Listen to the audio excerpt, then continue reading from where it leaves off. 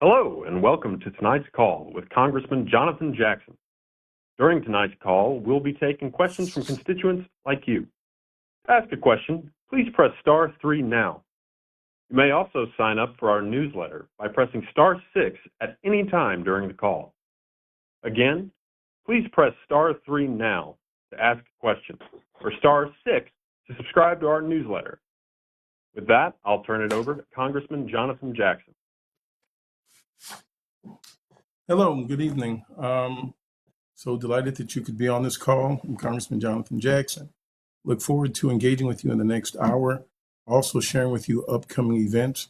We will also have another telephone townhall next week, Thursday, 7 p.m., same hour, same time. And then we will, over the next 3 weeks, continue to do telephone town halls. Then we will have in-person meetings. So I would ask those of you that would like for us to come out into the neighborhood, please to email or call us at 202-225-4372, 202-225-4372. That is the Washington, D.C. office number, or you can also reach us in Chicago, 773-779-2400, 773-779-2400. People are standing by right now to take your call. I'd like to get you up to speed on what happened this past Wednesday here in Washington, D.C. We were called into session at 6 p.m. to vote on House Congressional Resolution number 14. Specifically, this had to do with the big package, President Trump's dream bill, as he described it, one big package. And in this package, they are asking for tax reduction as well as budget cuts so that he can satisfy both sides of his constituent base. What this essentially does is looking for $4.5 trillion in tax breaks for the wealthiest people, as happened with his 2017 tax reform bill. And it's also asking for cuts. Let me explain to you how the cuts work. The good news is all Democrats voted against this, as well as one Republican, Congressman Macy, out of Kentucky. The way this bill works is that he's asked for a budget. The president has to submit a budget to Congress on March 14th. He has put this bill in front of Speaker Johnson to take to the floor. And in asking for the raising of the debt ceiling on March 14th, so he can pass out a tax break of $4.5 trillion with a T, he wants to close the deficit of $2 trillion and the federal debt of $36 trillion. This does neither. It neither closes our deficit nor closes our debt. This is a money giveaway to the wealthiest people in the world that are in our nation.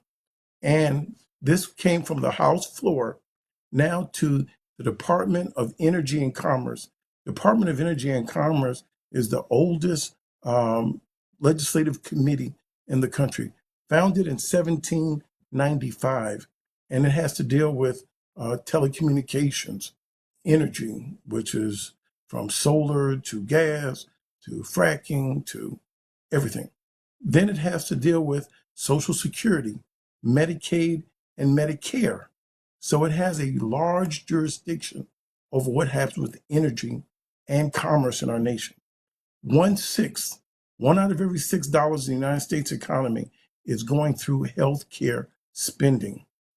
If this package of $880 billion of cuts that he has now sent over to energy and commerce goes through, if they were to remove all their other spending and take all the tax and take all the cuts out of there for communications and all these other things, that would simply amount to $220 billion. There would still be another $660 billion that has to be cut. So when they talk about waste, fraud, and abuse, we line up 100% supporting the elimination of waste, fraud, and abuse.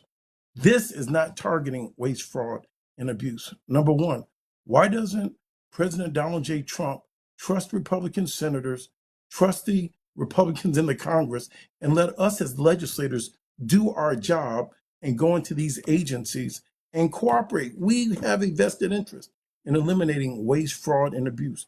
No, he doesn't do that.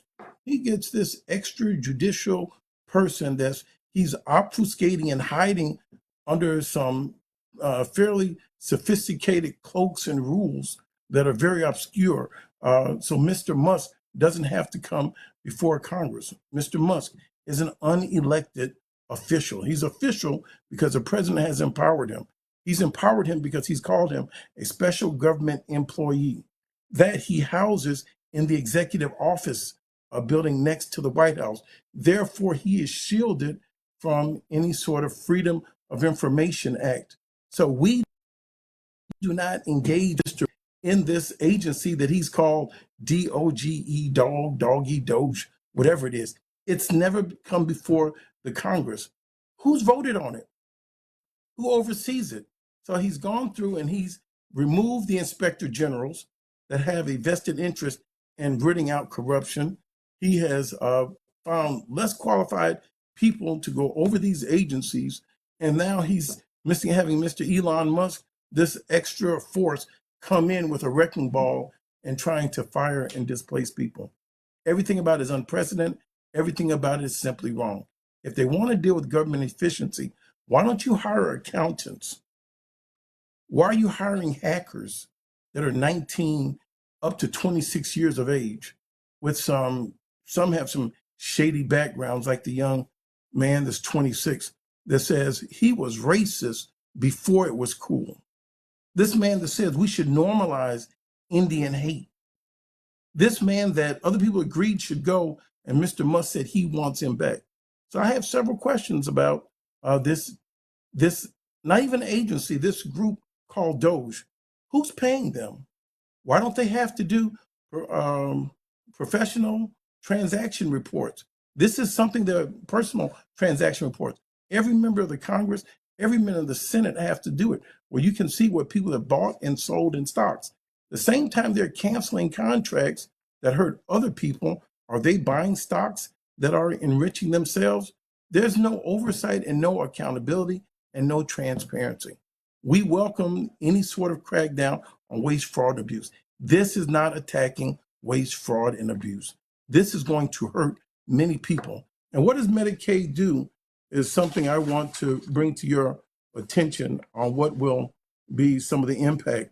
First of all, the low-income families in Illinois, 3.2 million people will absolutely directly be affected by it. People have raised some questions with me, and I wanted to answer them at the front. And people say, well, I'm not on Medicaid. Well, let me tell you what Medicaid looks like. If you have Health Choice Illinois, that is a Medicaid-funded program. If you have All Kids, part of the CHIPS, that is a Medicaid-funded program. If you have Family Care, another different label, same provider, Medicaid. Abe's Health Plan, these are all programs that come through Medicaid. This is why we should all be concerned about it. 3.2 million residents are going to be directly affected. If they go through with this, 500,000 people are going to immediately lose their access to health care in the state of Illinois, which means that the state is going to have to, on average, raise the premium prices 20% in order to deal with the loss of revenue that's coming from this. This is massive. Once again, I told you, 1/6 the United States economy flows through these healthcare dollars. Ladies and gentlemen, the good news is there are 215 Democrats that are standing up, that are opposing what Mr. Trump is doing. There are 217 now Republicans that are in agreement. The good news is that those on the Republican have seen an outpouring of people coming up, a very organic movement to say, what are you doing with our health care? Why is Elon Musk having access to our personal information and our data? They're raising the questions. I would encourage you, for those that say, well, what can we do right now? I would tell you, call 202-225-3121, 202-225-3121. That is the number for the United States Senate. Don't call the Democrats, call your Republican colleagues. You can call a Republican senator from another state. We're all federally elected officials. Call them and say, why are you cutting veterans' benefits? Veterans have served and they deserve to be treated with respect and dignity. Why are you cutting access to care for children? Why are you taking women and children off of Medicaid? The question becomes, what are they doing for people? All this is about money, money, money, money. A tax break, cash in someone's hands, lacking transparency, firing. It is a very mean and hostile spirit up here. I think that many Republicans are feeling a lot of intimidation and threats. Last year, the United States House of Representatives registered the most death threats. I hope they continue to turn down the rhetoric. Let's not demonize anyone. We all have a vested interest in seeing a stronger, better America. We want to make sure the debt comes under control at 36 trillion. We want to make sure the deficit comes under control. I will leave you with one last thing before we open this up to Q&A. One of the beautiful parts of our tax system is you don't have to pay taxes if you don't make money. That's a good thing. But if you do make money, you ought to feel honored and you should be obligated to pay taxes. Simply put, those that have been blessed and are most fortunate ought to pay. When we're talking about the order of magnitude, let's not this escape us that Mr. Elon Musk is the world's wealthiest man. They estimate his wealth at, say, 400 billion. If you have $100 billion, do some simple math, and you get a simple 3% return, that person can make $3 billion a year. Do the math. $3 billion a year essentially comes out to $10 million a day. 365 days times 10 million will be $3.6 billion. We're talking about taxing those that are able to pay. When the federal income tax was originally designed, it was no tax on the working man or the working woman. It was simply tax on capital, not on labor. Now the rate on capital is taxed at a lower rate than the tax on labor. So what does that mean? That means if you work playing athletics and you're on a basketball team, you are being taxed on ordinary income.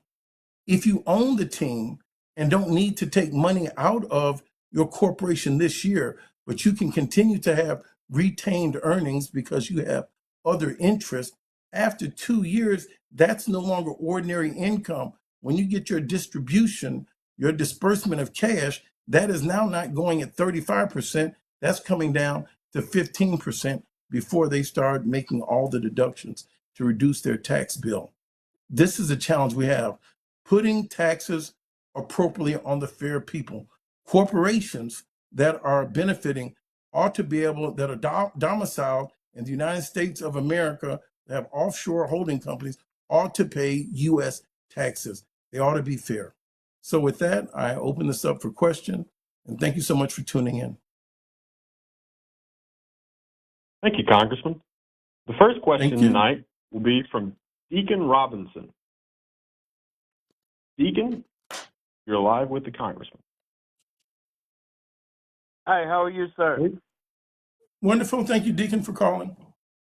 I'm great. You may be familiar. I'm at from 741 South Sacramento, Pleasant Grove Baptist Church. Questions we have is, with all of this going on in the White House with the new administration, and everyone basically knows it's wrong, why can't anyone come together and just stop it or shut it down? I don't know the process, but I know something should be done. Well, thank you so much, Deacon. What he's doing is totally unprecedented. You have to go back to almost the 1840s with Andrew Jackson to see this sort of spirit of defiant of the law. So there are currently 100 lawsuits that are in place. The states are stopping some of his most disastrous actions. The Supreme Court, he's trying to take cases to them. This is what Steve Bannon, as I shared before last week, this was a strategy called muzzle velocity. That's when a bullet comes out of a gun. He wants to flood the zone, make sure that people are distracted. What can happen? I would ask that the Senate Democratic leadership do the same thing that Mitch McConnell did. Mitch McConnell, when President Barack Obama was in the same position, having won the presidency, Democrats having won the Senate majority, Democrats having won the Congress, Mitch McConnell says, we're going to slow this down. If you remember, under the Obama administration, there were 3 Republicans to become cabinet members. They were in the CIA, they were in the Department of Transportation, they were over the Department of the Treasury. Any one of those, our senior senator, Mr. Schumer, has the power to shut it down. Don't give them a quorum so they cannot confirm any more nominees until they come to the table and play by the established rules. We have co-equal branches of government. We've got the executive, the legislative, and the judicial. In the last year's report by Chief Justice Roberts, he hinted, I hope Mr. Trump, he didn't say it by name, I hope they are willing to let the rule of law abide. He could see something coming. And surely enough, when you see Mr. J.D. Vance questioning whether or not the law has to be obeyed, when you hear Mr. Trump saying he is the law, talking to the governor of Maine, that is wrong. So there are 100 court cases that are going on now, too many to name at this time, and the senators can shut this down. Now, on March 14th, the second part of good news is he has to present a budget. After he does the State of the Union this coming Tuesday, he's got to come before members of the United States House of Representatives, his members that are all Republicans and the Democrats, to say, here's how we're going to do these cuts. And this is where we're continuing to oppose. And his colleagues are going to have a hard time going back home justifying the abuse he's trying to put on the American taxpayers. If you are enjoying this update, I encourage you to press *6 on your phone now to get signed up for Congressman Jonathan Jackson's newsletter. Again, that's *6 to get on our email update list. And if you'd like to ask a question, go ahead and press *3. With that, I'll turn it over to our next caller, Dr. Grace Gator Bradley. Doctor, you're live with the Congressman.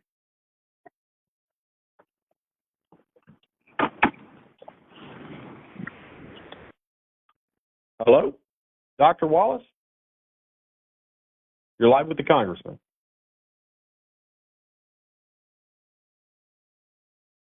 All righty. Well, with that, we'll move on to the next caller, Lois Kelly from Chicago. Lois, Yes. you're live with the Congressman.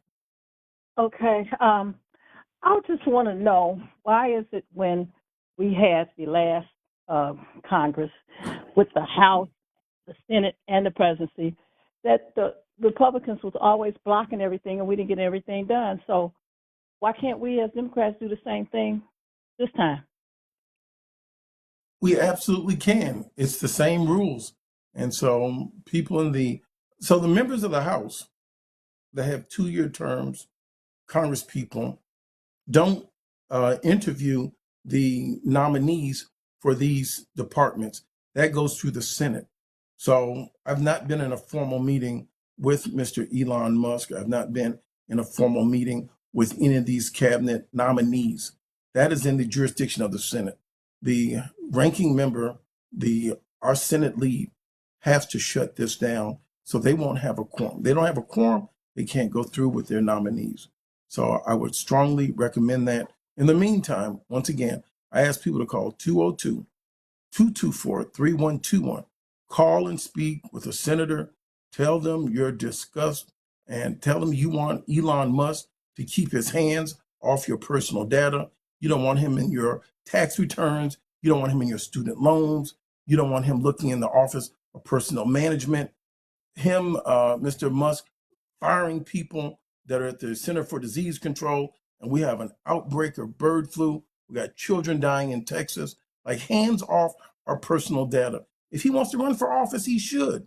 But why would he put $277 million into a race now to have access to the full power of the United States government and be able to keep his contracts and not have to do any disclosures of the contracts he still receives from the federal government?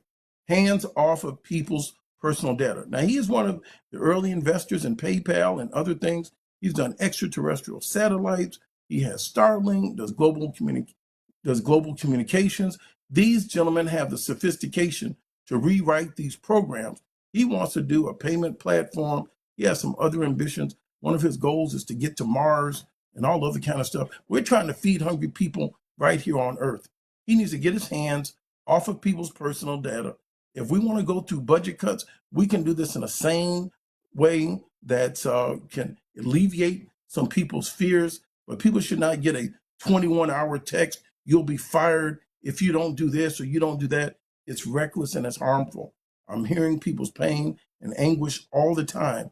And I want you to know we've got several initiatives that I'm going to share with you towards the end of this program on pushing back to stop this sort of madness. Once again, please remember to press star 3 if you'd like to ask a question. Our next caller is Clifola Coleman. Clifola, you're live with the Good Congressman. evening. Yes, thank you. And thank you, Congressman, for the needed information that you just presented. My question is concerning what you all are doing about Elon Musk getting his hands in his people that we know nothing about, their security clearance or anything, or actually about him getting into Social Security, Treasury access, going over people's personal and private classified information. Thank you. Well, thank you. He was just at the president's cabinet meeting, a non-cabinet member talking out of turn, over talking the president. It's about time that the United States senators, Republican senators that are empowering him, tell Musk and Trump that they want to do their job. The Republican senators have simply laid down to this man. People say he's the richest man. God bless him. People say he's a genius. I haven't seen it. Okay, he's the biggest beneficiary of government contracts, tens of billions of dollars from government loans, contracting, FAA contracting, NASA contracting. He is one of the biggest recipients of government lethargics we have ever seen. And what he's doing is absolutely cruel. And taking out a chainsaw to say they want to get rid of USAID.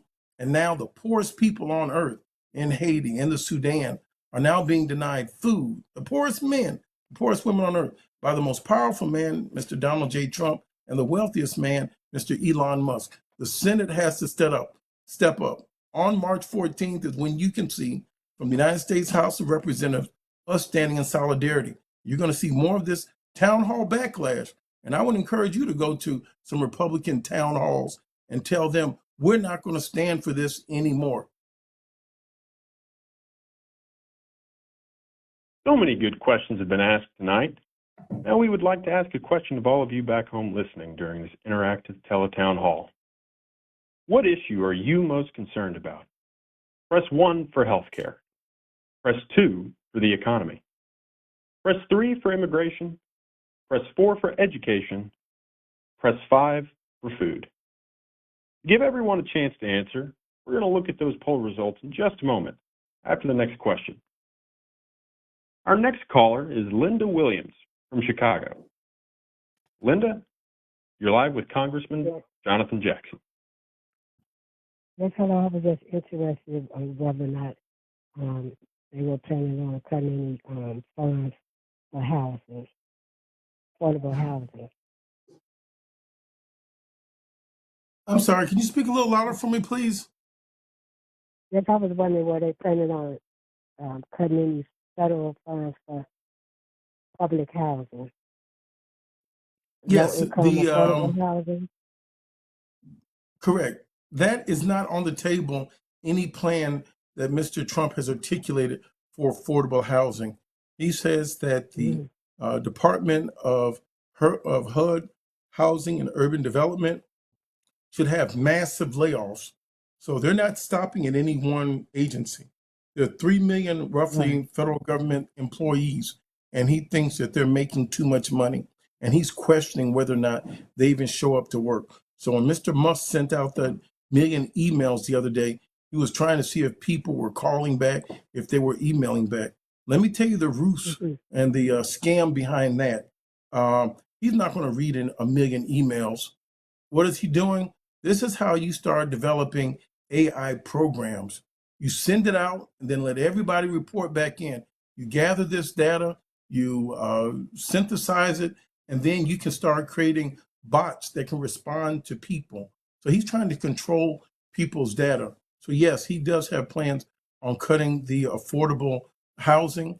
The head of the HUD organization made that determination 2 days ago in their speech. That's why come 14th, show out in record numbers and continue to call 202-224-3121, 202-224-3121. That's to the United States Senate. Call these senators that have approved these cabinet officials. And again, if you want to reach us at our office, you can call 202-225-4372, 202-225-4372. And we're going to do town halls on the phone for the next 3 weeks, and then we're going to move across the district from the South Loop all the way to the border of Kankakee, from I-57 to I-55, from 71st Street and Yates to 95th Street, all the way over to Pulaski. So I want to hear from you. Thank you so much for staying attuned to our call. All righty.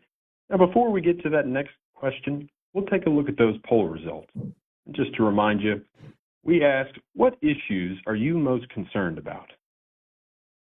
We had 266 people say healthcare was the most important. 255 said the economy. 75 said immigration. 101 said education. And 59 said food.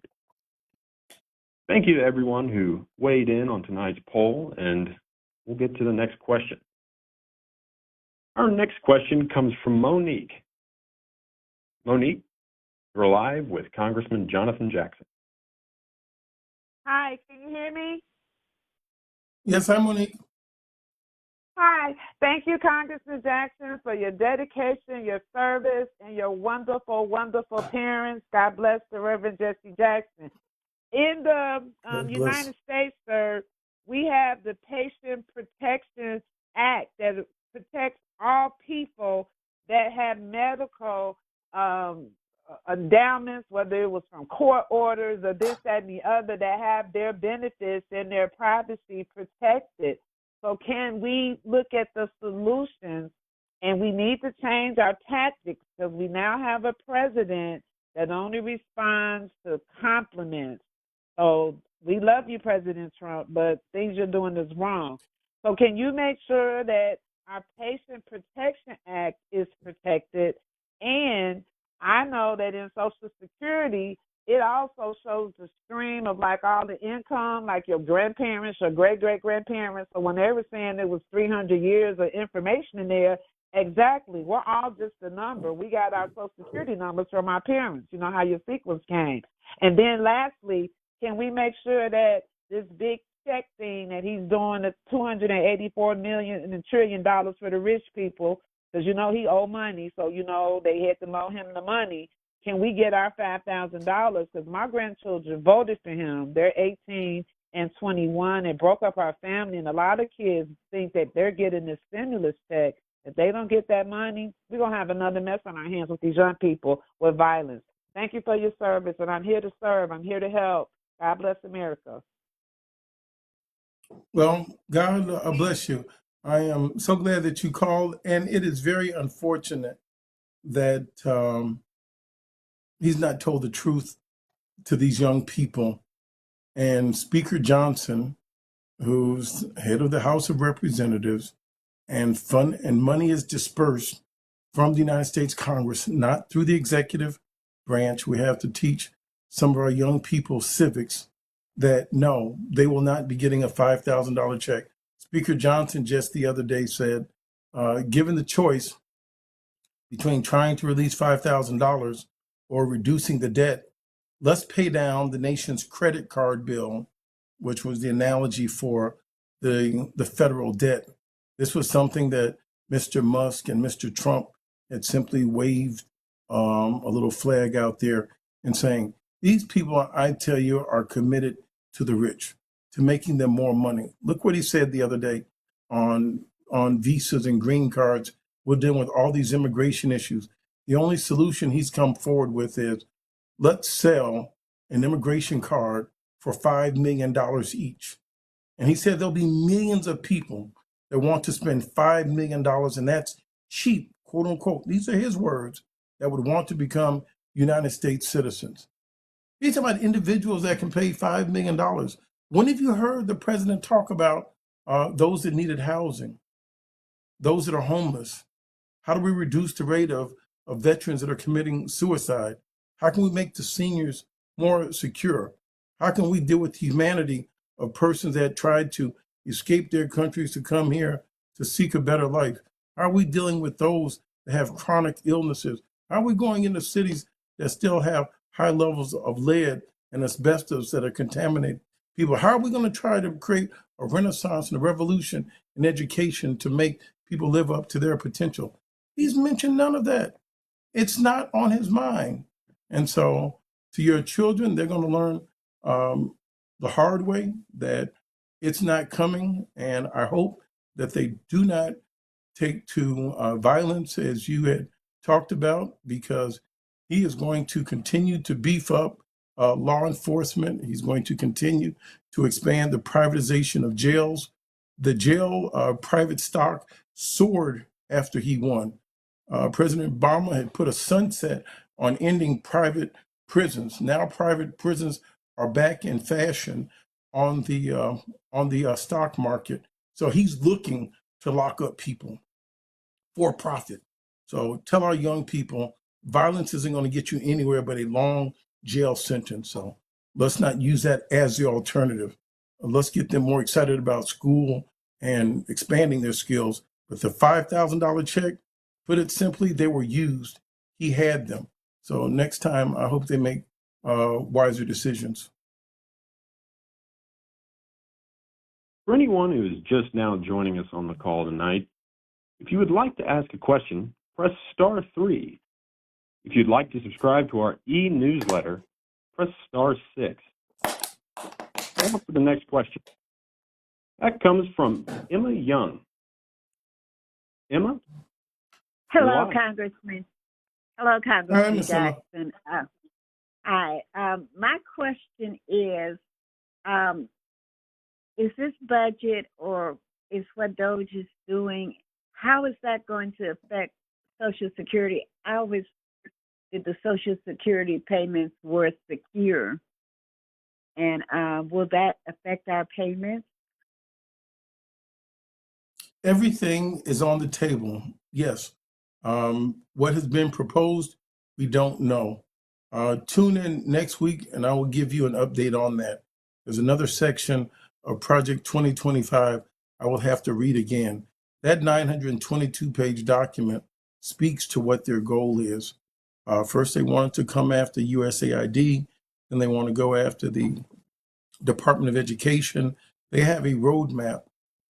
After this budget was passed, preliminary, it's got to go through reconciliation. He wants to speed this up in the next 3 weeks. We're going to see what the committee offers up in cuts. But yes, they are trying to cut Medicaid. Once Medicaid gets weakened, then you automatically weaken Medicaid. Once Medicare is weakened, it automatically weakens Medicaid. Medicaid, then Medicare. So people do not think that you're out of the weeds saying, I've got a Medicare. You need everybody in for an insurance plan. You pay in the premiums. You try to reduce the amount that you pay out, and you hope that people can live longer and stay healthier on your actuarial table. But if people aren't paying in and you still have to provide the services going out, the system does not work. So you've got roughly 40% of the persons in there are young, but they only require 17% of the benefits, and almost 50% of the benefits or of the payments that have to be incurred go to people over 65. And so they've got the smallest portion of persons in the program, but they consume most of the resources of Medicaid, of Medicare. And so he's planning on eliminating a huge swath of people. 500,000 in Illinois, 3.2 million people qualify for this. That's the CHIPS. And it goes by different names. Let me tell you some of those names again, because people think, oh, that's not me, that's somebody else. No. Healthy Choice is a Medicaid program in the state of Illinois. All Kids, part of the CHIPS Act, is a Medicaid program and its expansion targeting children. Family Care, Abe's Health Plan. If you have those plans, yes, you should be very much concerned. What can you do about it? Again, call the United States Senator tomorrow, 202-224-3121. Call any of them. Look it up. Find one. I don't want to give you a name, but that's the number to the United States Senate offices, and tell them, get Elon Musk's hands off your Social Security, off your data, and to stop trying to make cuts on Medicaid, because Medicare, after the Medicaid, they're going to go after Medicare. Trust and believe. Thank you for that helpful information, Congressman. For our next question, we're going to be going to Diane Good. Diane, you're live. Hi, Congressman. Thank you for doing Hi these there. town halls. I just want to know if you had any updates on what's going on with the VA. There's been some conflicting information from the VA secretary and the news. So, I don't have any updated information on the VA right now, but if you call in next week, Thursday, let me carve out a segment to talk with you about the VA. Okay? All righty. Thank you. And for anyone that is, again, just joining the call, go ahead and press *3 to get in the question queue. And if you'd like to subscribe to the newsletter, press *6. Our next question is going to come from Phyllis Foster. Phyllis, you're live.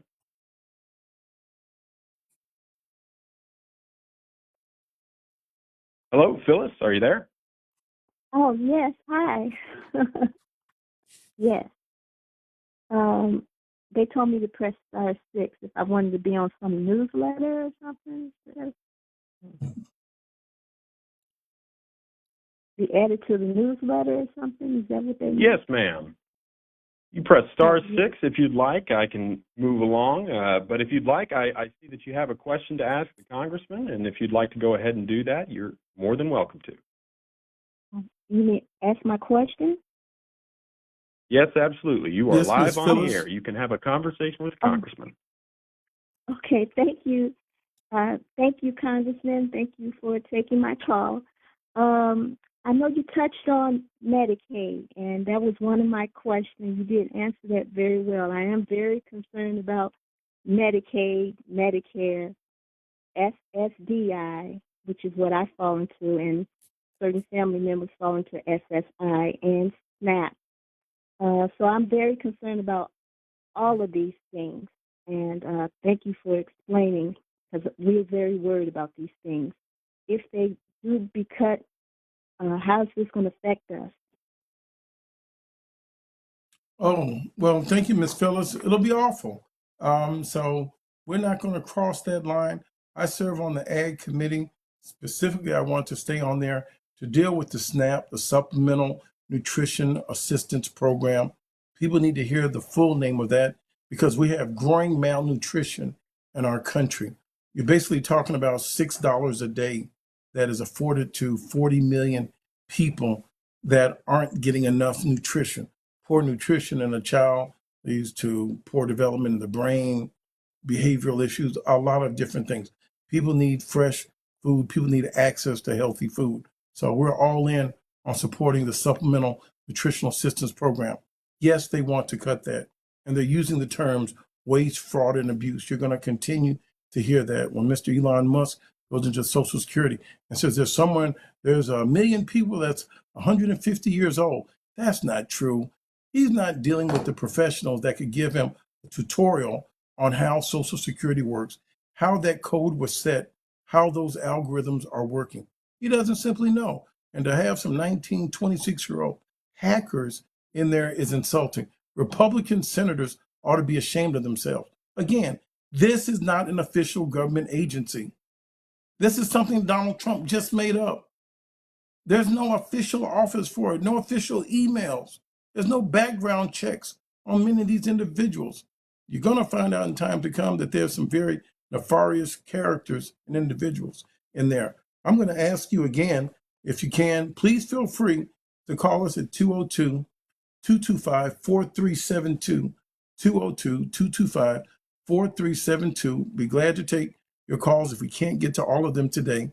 Also, if you prefer to email, you can do infojackson@mail.house.gov. Again, infojackson@mail.house.gov.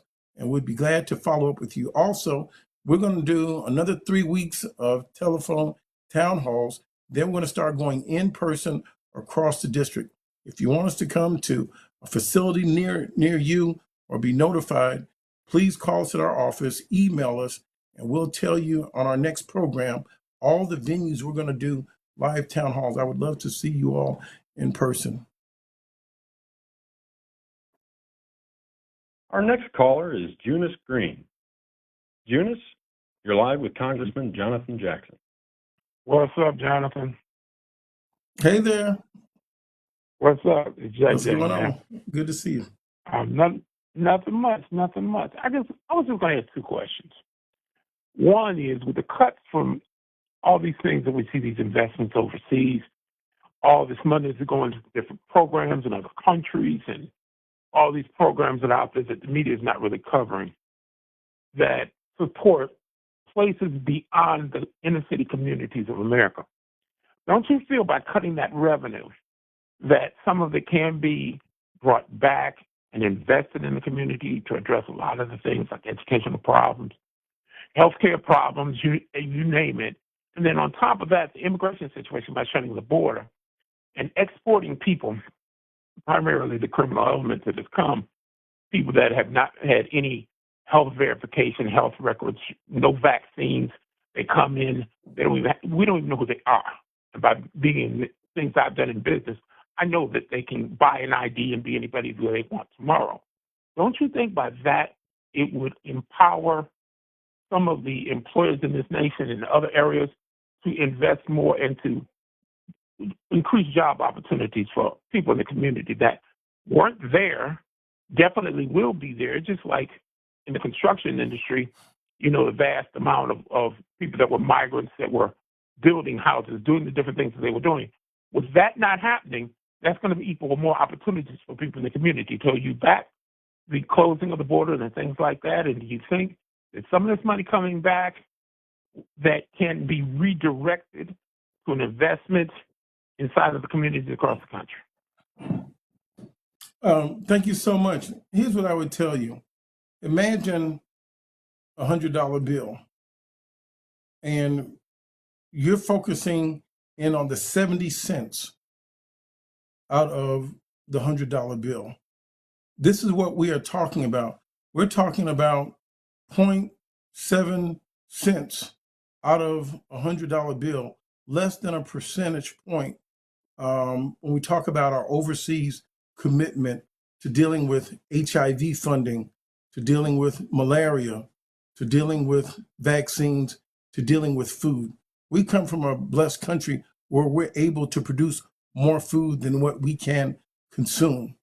This food is going to places like Haiti. It's going to places like the Sudan where people are starving. It's going into some of the poorest regions on earth. This is called soft diplomacy. Yes, it's been a large amount of money, if you will, $40 billion, but that's not even a full percentage point of the monies that we have. The United States Department of Defense has failed every one of its 8 audits. There's waste, fraud, and abuse in that department. They're not looking at it. There are people that have been giving a tax break that ought to now be willing, because the country's been so beneficial to them, to be willing to pay a higher tax rate so they can pass on, so we don't have to ask the wealthiest people to please keep our museum open, to please keep our school open, to please make sure that we have water. the nation should be able to pay its own bills without having to deal with the philanthropy and being on our knees for persons that don't pay their fair share of taxes. Corporations that are going to be defended by the United States military overseas that have the access to our legal system ought to be willing to pay for some of those bills.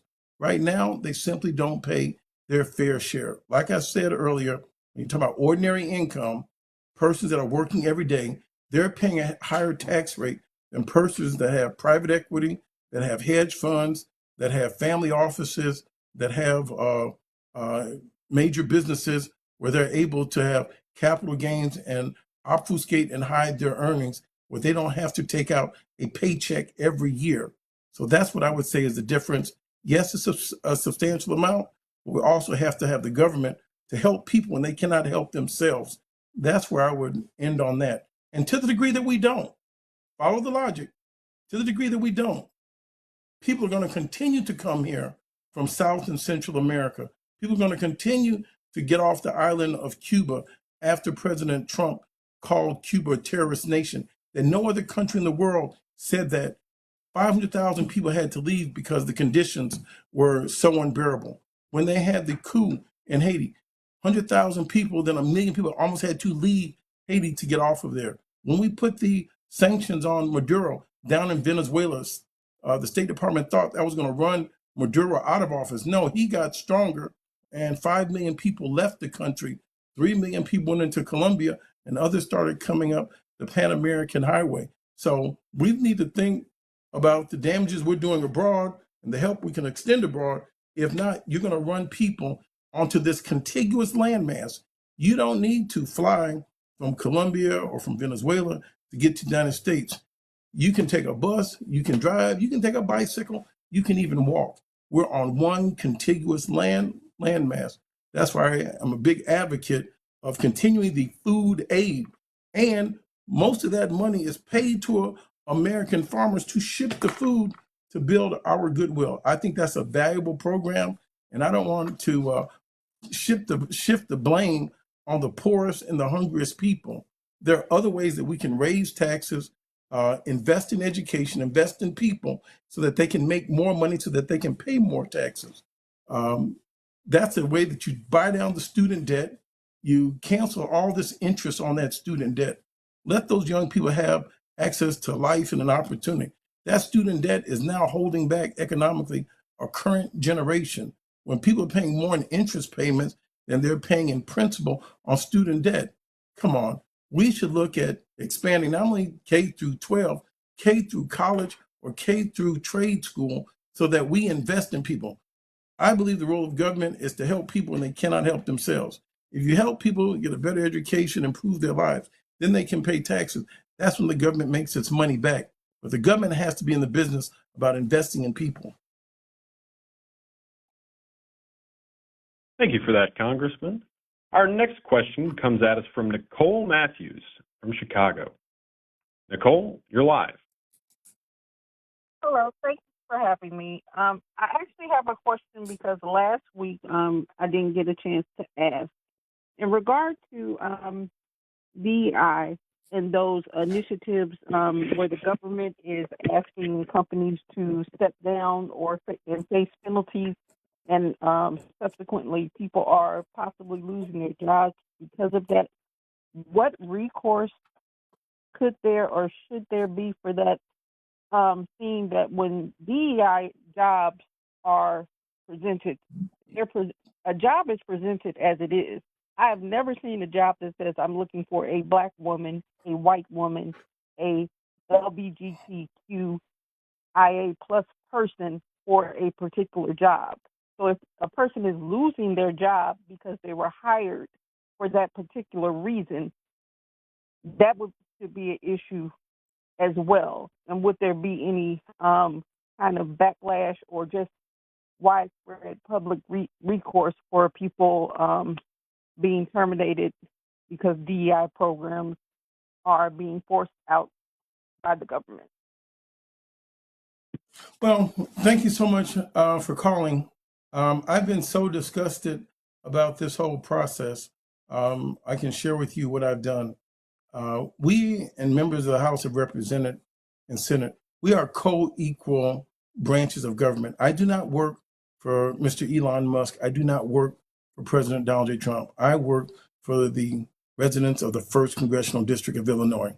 And having heard so many people's concerns and having surveyed all the issues, a solution that I came up with a dear colleague and friend of mine, Congressman Cleo Fields, is I'm proud to say we have started a diversity, equity, and inclusion caucus. We have done that. The president cannot take words out of our mouth. Let me share with you something about that, is that DEI, diversity, e pluribus unum, out of many, we are one. That's an American value. When we talk about equality and equity, that's the 14th Amendment. That's what we have to cherish. The laws, the rules that we got in 1868 for the 14th Amendment that guaranteed our birthright citizenship, that came after the 13th Amendment, the abolishment of slavery, we celebrate that, not 1776, where the only person that got rights on that day had to be white men and landowners. So, and when we talk about inclusion, give me your tired, your poor, your huddled masses that yearn to breathe free. All of these are American values. President Trump does not have the right to abolish and try to deny people's aspirations. These are not laws for diversity, equity, and inclusion. These are aspirations. And if private corporations want to have these as goals by which they can see the future, America is 4.5% of the world's population, roughly 1.5% of the world's GDP, and falling. In the next 20 years, 1 in 4 people on planet Earth are going to be African. It is normal for companies in China and other places to align themselves with their consumer and their future in India, South Africa, and Brazil, and Germany. But now he wants to put a death sentence on DEI. I'm telling you, this is a temporary level of insanity. Some people that are abolishing diversity, equity, and inclusion never wanted to commit to it. And other companies are now showing you their character. And I want to applaud them. We created this caucus to help institutions, primarily people in government. I want you to keep your head up, poke your chest out. You're doing honorable work. Don't destroy those files, because long after he's gone, we're going to have to rebuild all these institutions. The other part I want to deal with, universities. Please call our office and email us, infojackson@mail.house.gov. I want to hear your stories on how you set up these fabulous departments. You can also reach us at 202-225-4372. And the last part, I want to make sure that these corporations, I don't want to go against corporations. I want to stand with the corporations that are standing with us. I was so glad to see the shareholders of John Deere said, we are going to stand by DEI. The shareholders of John Deere, that made me very, very proud. When I see the shareholders and the chairman of Apple say, we're going to stand by our DEI program. When I hear the shareholders and the leadership and the CEO of Costco, amongst others, these are the stars. These are the people that are not like jellyfish that don't have a backbone. These are corporations that we can be proud of, that are going to stand by their values. And for the other corporations that have been threatened, I want you to know we're a sanctuary for you. Call us, email us. We're going to make sure that you're not bullied. We're going to make sure they're not trying to threaten you with loss of contracts so that you can comply. And there's so many things that I want to discuss real soon about DEI. And I've been reaching out to professionals all around the country that we have to talk about.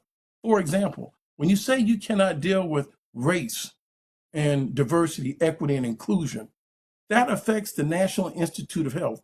People that are researching disease and prostate cancer and breast cancer and glaucoma and things and asthma, you can't do clinical trials 1, 2, and 3 in order to help pharmaceuticals get better drugs to give us life-saving treatment. Many of these things come down ethnic and health lines as well. We have got to stand by diversity, equity, inclusion. This is an aspirational program. It's not a law. How can he make illegal what's an aspiration? Don't let this man try to change your aspirations. It's honorable work. You've got 17 members that united across the United States Congress that are from New York, Pennsylvania, Ohio, Michigan, Wisconsin, California, Texas, Louisiana, North Carolina, Florida, and the number is growing. So I'm very excited about what we're going to do with the Diversity, Equity, and Inclusion Caucus. I want to thank you all for your questions this evening. Unfortunately, we're nearing the end of the hour, and soon we'll have to say farewell. But before that happens, I want to turn it back over to Congressman Jackson one more time for his closing thoughts. Congressman? Well, thank you so much. I look forward to seeing you come out to in-person town halls. I'm in the office in Washington, D.C. It's your office. It's the people's office. We're at Longworth House Office Building, Suite 1632. There are many things the office can do for you when you come to Washington, D.C., tours and events that we can certainly help facilitate. We're back in the district. Our number is 773-779-2400. I will be back into Chicago tomorrow morning. I'm doing an event with the governor and Congressman Davis and Congresswoman Kelly to talk about these Medicaid cuts with Governor J.B. Pritzker. On Saturday morning at 10 a.m., I'll be at Rainbow Push, 930 East 50th Street. The following Thursday, we're going to call in, do a town hall. I will be in Birmingham, Alabama.